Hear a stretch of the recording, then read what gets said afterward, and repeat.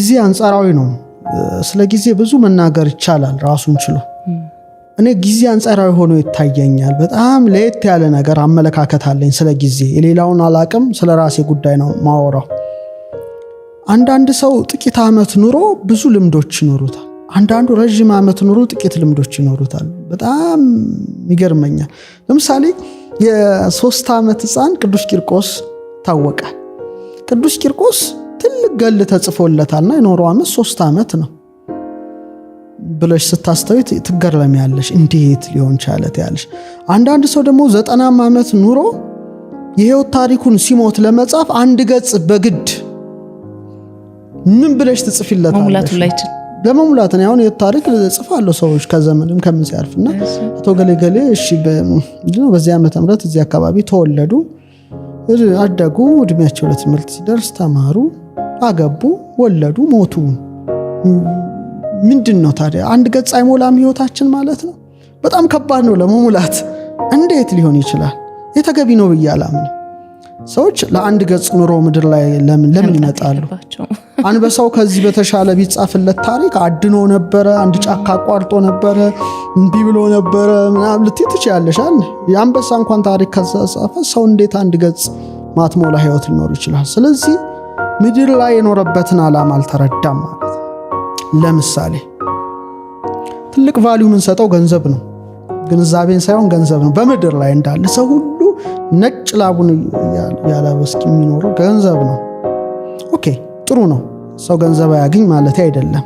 ግን አንድ ሰው ለምሳሌ ገንዘብን የምታስቢው ወይ ያለሽን ሀብት ገንዘብሽን የምታስቢው ነቅተሽ ነው አይደለ? በህልምሽ ታስቢዋለሽ። አታቂም፣ ይኑርሽ አይኑርሽ አታቂም። በቃ የቀን መገልገያ ነው፣ የሌሊት አይደለም ነው። ኦኬ ስለዚህ ሰው 70 ምናምን ዓመት ቢኖር 8 ሰዓቱን በእንቅልፍ በቀን ያሳልፋል። አጠቃላይ ኦልሞስት 30 ምናምን ዓመት ይተኛል። 40 ምናምን ዓመት ነው ምድር ላይ የሚኖረው ነቅቶ ማለት ነው። በጣም ጥሩ 70 ዓመት ከኖረ 70 ምናምን ከኖረ 40 ምናምን የሚኖረው 30 ምናምን በእንቅልፍ አብቅቷል። 8 ሰዓት ነው አንሰርዱን ነው የጨረሰው። ኦኬ ስለዚህ ሰው እድሜ ዘመኑን ገንዘብ ለማግኘት ከኖረና አካውንት ውስጥ 5 ሚሊዮን ብር ይኖር በትንሽ ወይም 10 አይዶን ነው እንዳያመጣጡ ያ ሰው ከዚህ ዓለም ይለያል ነው። ሲለይ እንደ ያለውን ቫልዩ ለማስረዳት ነው። እንዴት የለፋበት ነው መነገር ያለበት አይደል? ለምን ይሄው ታሪኩ ላይ 10 ሚሊዮን ብር ባንክ ውስጥ አስቀምጦ ሞታ ይባል? የለፋበት ለዛ ከሆነ ምን ያህል እዛ ላይ ሲቆም ቆመ ነው። ልክ ሲተኛ እንደማያውቀው ነው። ቆመ በቃ እዛ ላይ ህይወት ታሪካችን ውስጥ እንኳን አይገባ ነው፣ ሊገባ አይችልም። ምናልባት ከ10 ሚሊዮን ውስጥ አውጥቶ በጎ ስራ ካደረገበት፣ ድሆች ከረዳበት፣ ካበላበት፣ ካጠጣበት ያቺ ቫልዩ አግኝታ ሰው ዘንድ ነው ምልሽ እገሌ አብልቶ አጠጥቶ ተብሎ በጎ ከተነገረለት አምላክ ፊት ምን ቫልዩ ሊኖረው ይችላል? ሰው አለቀ እስከ እንትን ድረስ ማለት ነው፣ አብቅቷል። ሰው ለዚህ ብቻ አይደለም አልነበረም መፈጠሩ ነው። ዛሱ አይኔ ሁልጊዜ የዓለሙን ሳይንስ ተምረነዋል፣ ግን ችግሩ ግራ ብሬናችን ነው አክቲቬት የሚያደርገው። የተፈጠርንበትን ዓላማ ስለሚያስረሳን ለቁስ ነው የተወለድነው፣ ለቁስ ነው የምንኖረው፣ ለቁስ ነው የምንሞተው። ስፒሪቹዋል ዓለም አክሰስ ስለማናደርግ ታሪክ የለንም እንሞታለን ነው። እና ጊዜ በጣም አንጻራዊ ነው። በጣም እዚህ ላይ ይሰመርበት። ሰዎች ብዙ ጊዜ ይጠይቁኛል፣ እኔ መልስ መስጠት ስለምቸገር ነው። መጀመሪያ ጥያቄ ስታነሺ የሆነ መጀመሪያው ላይ ምን አልኩኝ? ከእድሜ ይልቅ የህይወት ኤክስፒሪየንስ ብዙ ነው አልኩኝ። ራሴን ወከየ ነው የምናገር። ይሄ ዳሴን ከንቱ ምናምን አይደለም። ለምሳሌ 16 በላይ ሀገሮች አይቻለሁ፣ 29 መጽሐፍ ጽፌያለሁ። በበረሃ ውስጥ፣ በመርከብ ውስጥ፣ በአየር ላይ ብዙ ነገሮች ላወራልሽ እችላለሁ። የህይወት ታሪክ አውራ ብባል ኤክስፒሪየንስ ነው አይደል? ይሁሉ ትምህርት ቤት ውስጥ ምናምን ውስጥ እነዚህ ነገሮችና ከኖርኩበት እድሜ የሆነ ነገር ፈጥኗል። ኦኬ እዚህ ላይ ቆም ብዬ አስባለሁ ነው። ለምን ይሄ ሆነ ብዬ ሳስብ ጊዜ አንጻራዊ ነው የሚለው መልስ እኔ ላይ ይመጣል። ለምሳሌ ገንዘብ ይበረክታል። እንዴት ይበረክታል? ሰዎች አስራት ይሰጣሉ ነው። እግዚአብሔር ላበርክትላችሁ አስራቴን ስጡኝ ይላል አይደል? እግዚአብሔር ቸግሮት አይደለም or something አይደለም። ስትሰጪ ይትረፈረፋል ነው። አታቂውም ሲትረፈረፍ ድንገት ይመጣል። ለምሳሌ እኩል ደሞዝ እኔም አንቺም እናገኛለን or እኔና አንቺና ሌላ ያንቺ ተርፎሽ ይዛኛው ደግሞ ወዲያው ቡን ይላል። ምንድነው ቡን ያደረገው? አንዳንዱ ደግሞ ሰጥቶት አያልቅም። ይሄ ማለት ብሌሲንግ ይባላል፣ በረከት። በጣም ሰዎች ገንዘባቸው እንዲባረክ ብቻ ነው የሚመኙት፣ ግን እድሜያቸውም እንዲባረክ ቢጸልዩ መልካም ነው ብዬ አምናለሁ። አንድ ትልቅ ትምህርት ላስተላልፍ በጣም ይሄን ነው የምለው። ጊዜም ባርከው አልፋ እግዚአብሔር ሆይ ጊዜም ባርከው ካልሹ እኔ እንጃ በጣም በጥቂት ጊዜ እጅግ ብዙ ስራ ላይ ያሰራሽ ይችላል። በቃ እኔ በራሴ ህይወት ያየሁት ነው። ዊትነስ ነኝ፣ አንድ ምስክር ነኝ። ለምሳሌ በጣም የሚገርመኝ መጽሐፍ ቅዱስ ክፍል አለ፣ ሁልጊዜ እንደው ሳነበው እደነቃለሁ ነው።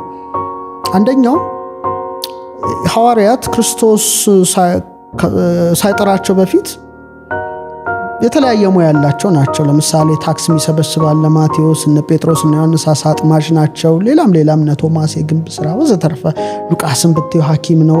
የተለያየ ሙያ ናቸው ነው። ሰው ይጠራቸዋል። ሲጠራቸው ህይወት ተለወጠ። ያቺ ሞመንት የህይወት ቁልፍ ትለወጣለች። ምንድነው የሆኑት? ሱፐርናቹራል ነገርን ኤክስፒሪየንስ ማድረግ ጀመሩ። ምሳሌ እንዳይረባቸው ህብስት በርክቶ ይበላሉ። በቃ ቀረለ ማለት ልፋት ቀረለ ነው። በጣም ትልቅ ጉዳይ ነው ማወራው። አሁን እንደውም እስካሁን ካለው ለኔ ትልቅ ጉዳይ ነው ይሄ ብናገረው። ውሃ ወይን ይሆናል። ባህር ላይ እንምጣ ሲሉት እነ ጴጥሮስ ነው ይላቸዋል። ነፋስ ሲገሰጽ ያሉ ሙሴ ብርሃን ሲበራ በጣም ስፍር ቁጥር የሌለው ነገር ያሉ ሰው ደግሞ አጾሙም ወይ ሲሏቸው ሙሽራው ያለ ሚዜው አይጾምም ይላቸው፣ ሚዜዎቹ አይጾምም ይላቸው እና የነበሩበት ህይወት በጣም በቃ አይተውት ማያውቁት ነው። ተለውጧል። ይሄ ህይወት ተለውጧል። ከስቅለቱና ከትንሣኤው በኋላ ጥቂት ሲለያቸው ወደ ድሮ ስራቸው ለኖሩ ጀመሩ። ጴጥሮስ የጣለውን አሳ ማጥመጃ ሄደ ነው እና አሳ ለማጥመድ ሌሊቱን ሁሉ ይታገላሉ ነው። የትግል ህይወት ነውና ዓለም ለኔ እንደዛ ሌሊት ሆኖ የሚታየኝ ዳይሜንሽን አለ። ትግል አሳ ግን የለም። መታገል አሳው ግን አይገባ። በኋላ ንጋት ላይ ወደ ውሃው ዳርቻ ጌታ ይገለጻል። ንጋት ራሱን ችሎ ትርጉም አለው እና መረቡን በቀኝ በኩል ጣሉ ይላቸዋል እና በቀኝ በኩል ሲጥሉት 153 ትልልቅ አሳዎች ተያዙ። ቅጽበቱን በጣም መልከች ቀያ ወደ ቀኝ የቀኝ መንገድ በጣም ቀላል አይደለም። ግራ ሌላ ነው፣ ሌፍት ልፋት ነው፣ ቀኝ ራይት ነው እና ወደ ቀኝ ሲመጡ 53። አሁን አሳውን ደግሞ ጠብሰን እንበላለን እናዘጋጃለን እንዳይሉ ሌላ የተጠበሰ አሳ ማን እንዳዘጋጀው የማይታወቅ ህብስት አለ እና ተለወጠ ነው። ኦኬ ያ ከሆነ ሰዎች ስጋዊ ማንነታቸውና መንፈሳዊ ማንነታቸው ማዋሃድ ከቻሉ ተዋህዶ ማዋሃድ ከቻሉ በዚህ ልዕልና ደረጃ አሉ። አሁን ግን እየተከተልን ያለነው የግራውን መንገድ ነው። ለምሳሌ እግዚአብሔር 90ውን እኔ ልሸከምላችሁ ግድ የለም 10ዋን ተሸከሙ አይነት ነው። እኛ ደግሞ ኖ ግድ የለም እኛ 90ውን እንሸከም 10ዋን ነው ላንተ የምናሸክመው። ኦኬ ኮንቲኒው ሂዱ አይነት ይመስላል። ለምሳሌ አጠቃላይ ቅዱሳት መጻሕፍትን ትምህርት ስትመለከቺ በዚህ ዓለም ስላለው ጉዳይ እንድንጨነቅ አልተፈቀደልን። አትጨነቁ ነው በጣም ትልቁ ሜሴጅ።